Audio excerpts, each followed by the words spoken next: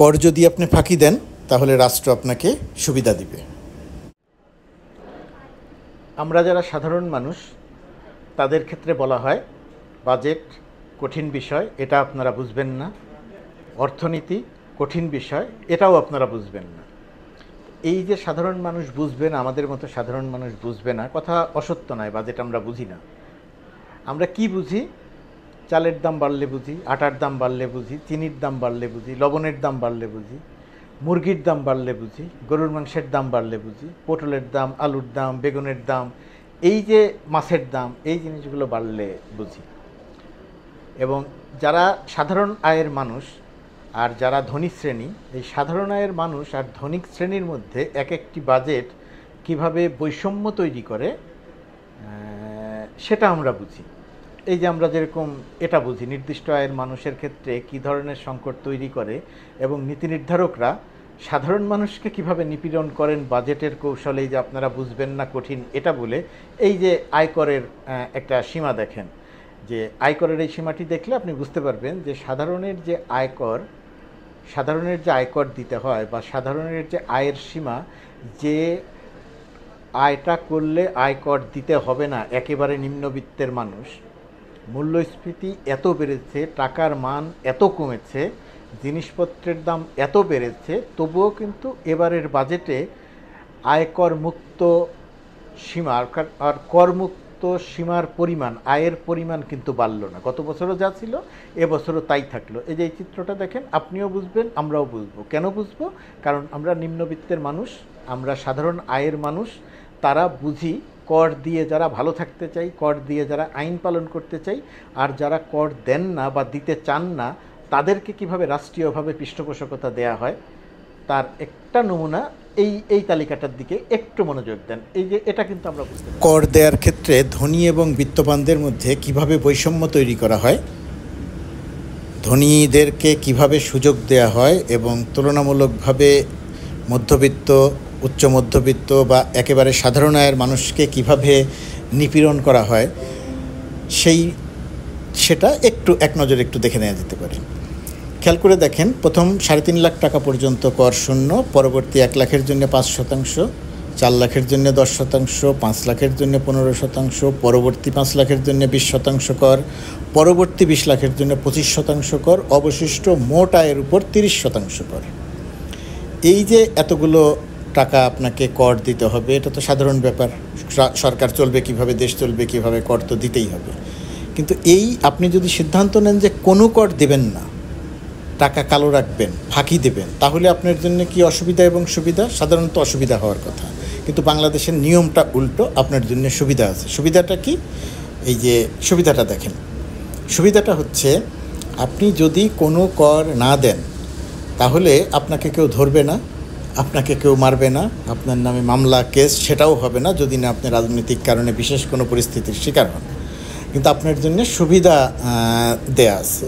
সেই সুবিধাটা হচ্ছে যে আপনি আপনার কর ফাঁকি দেয়া টাকা, অর্থাৎ যে কালো টাকার জন্য আপনার শাস্তি হওয়ার কথা বাংলাদেশে, সেটার জন্য আপনার শাস্তি হবে না। আপনাকে 30, 25 বা 20% হারে করও দিতে হবে না। আপনি যেটা করতে পারবেন, মাত্র 15% কর দিয়ে কালো টাকাকে সাদা করতে পারবেন। যেমন এইরকম একটা সুবিধা যদি থাকে এবং কোনো প্রতিষ্ঠান যদি মনে করে যে সে কর দিবে না, সে টাকা কালো রাখবে, কালো রেখে সে টাকা সাদা করবে, তার মানে কি দাঁড়ালো? তার মানে দাঁড়ালো এটা যে আপনি যদি সৎ থাকতে চান তাহলে রাষ্ট্র আপনাকে জাপটে ধরবে, আর আপনি যদি অসৎ থাকতে চান, আপনি যদি টাকা কর না দিয়ে কালো করতে চান, তাহলে রাষ্ট্র আপনাকে পৃষ্ঠপোষকতা দিবে। এই যে কথাটা কি ভুল বললাম? নানা কথা এখানে বলা হবে না, এই কালো টাকাকে যদি সাদা করার সুযোগ দেয়া না হয় তাহলে এগুলো বিদেশে পাচার হয়ে যাবে, আরও অনেক কিছু কঠিন করে বোঝানো হবে এবং শেষ পর্যন্ত গিয়ে আপনাকে বলা হবে যে না, আপনি এটা বুঝতে পারছেন না, আপনি এটা বুঝবেন না, এটা করতে হয়, এটা অর্থনীতির নিয়ম। এই কথাগুলো কেন বলে জানেন? এই কথাগুলো বলে হচ্ছে আপনার থেকে সব কিছু গোপন করার জন্য। তারা যে অন্যায় করে বা তারা যে আনএথিক্যাল কাজ করে নিজেরা সুবিধা নেয়ার জন্য, মানে ধনিক শ্রেণী তো বাজেট তৈরি করে, তো তারা নিজেরা সুবিধা নেয়ার জন্যে, নিজেদের ব্যবসায়ীদের সুবিধা দেওয়ার জন্যে ওই যে যারা অনেক বেশি টাকা তাদের জন্যে 30% বা 25% কর না দিয়ে মাত্র 15% কর দিয়ে কর যে দেয় নাই তাকে সুবিধা দেওয়া হয়, অর্থাৎ যার শাস্তি হওয়ার কথা ছিল কর না দেওয়ার জন্য, তার জন্য পুরস্কার, আর যিনি কর দিচ্ছেন তার জন্য পানিশমেন্ট, মানে তাকে 30% হারে কর দিতে হচ্ছে। তো এটা কি আমরা বুঝি না? এটা না বোঝার কি আছে? এটা তো অর্থনীতির কঠিন বিষয় না, এটা তো খুব সহজ বিষয়, সাধারণ বিষয়। কেন করা হয়? কারণ যেহেতু ধনিক শ্রেণী বাজেট যারা তৈরি করেন তারাই যেহেতু অর্থবিত্তের মালিক, সেই কারণে নিজেরা নিজেদের সুবিধাটা এই প্রক্রিয়াতে নিয়ে নেন। আমরা আরেকটি জিনিস বুঝি, এই যে এইটা মানে টাকার সংকট কেন তৈরি হয়, কেন মানুষের উপরে চাপ পড়ে, কেন জিনিসপত্রের দাম বাড়ে, তার এই শিরোনামটা একটু খেয়াল করে দেখেন। আমরা এটা বুঝি কিছু সংখ্যক মানুষকে টাকা পয়সা নিয়ে যাওয়ার সুযোগ করে দেওয়ার নাম ঋণ খেলাপি, এবং সেগুলো সরকারি ব্যাংককে ব্যবহার করে কিভাবে এই ঋণ খেলাপির সংখ্যা বৃদ্ধি করা হয় সেটা দেখেন। টাকার সংকট কিভাবে তৈরি হয় সেটা দেখেন। জিনিসপত্রের দাম কিভাবে বাড়ে, এই যে এই কারণে বাড়ে। এক বছরে রাষ্ট্রায়ত্ত 6 ব্যাংকের খেলাপি ঋণ বেড়েছে 42%।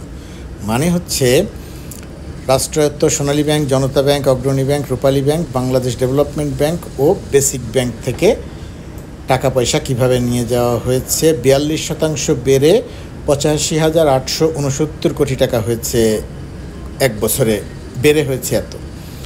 তো তার আগের বছর এটা ছিল 60,000 কোটি টাকা। এই যে এক বছরে 42% বাড়ল, তার মানে হচ্ছে এই পরিমাণ টাকা জনগণের টাকা সরকারি ব্যাংকগুলো থেকে, রাষ্ট্রায়ত্ত ব্যাংকগুলো থেকে কিছু সংখ্যক মানুষকে নিয়ে যাওয়ার সুযোগ করে দেওয়া হলো, যে নিয়ে গেল আর তাদেরকে ফেরত দিতে হবে না। যে কারণে টাকার সংকট, যে কারণে অর্থনীতির সংকট, সেগুলো এর অন্যতম কারণ। জনগণের টাকা কিছু সংখ্যক মানুষ ঋণের নামে ব্যাংক থেকে নিয়ে যাবে, সেই টাকা আর তাকে কখনোই ফেরত দেওয়া হবে না।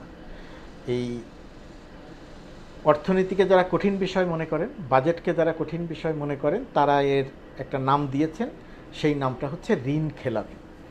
এই ঋণ খেলাপিরা আবার এর ভাগ করেছে, প্রকারভাগ করেছে, যে প্রকৃত ঋণ খেলাপি, মানে প্রকৃত ঋণ খেলাপি যদি হয় তাহলে টাকা তাদের ফেরত দিতে হবে না, এরকম একটা নিয়ম তারা অলিখিতভাবে করে নিয়েছেন, আইনগতভাবেও করে নিয়েছেন, প্রায় আইনগতভাবে মানে করে নিয়েছেন।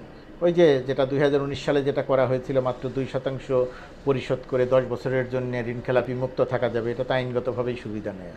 তো জিনিসপত্রের দাম বাড়ে, আর্থিক সংকট তৈরি হয়, অর্থনীতিতে বিশৃঙ্খলা তৈরি হয় হচ্ছে এই যেই কারণে।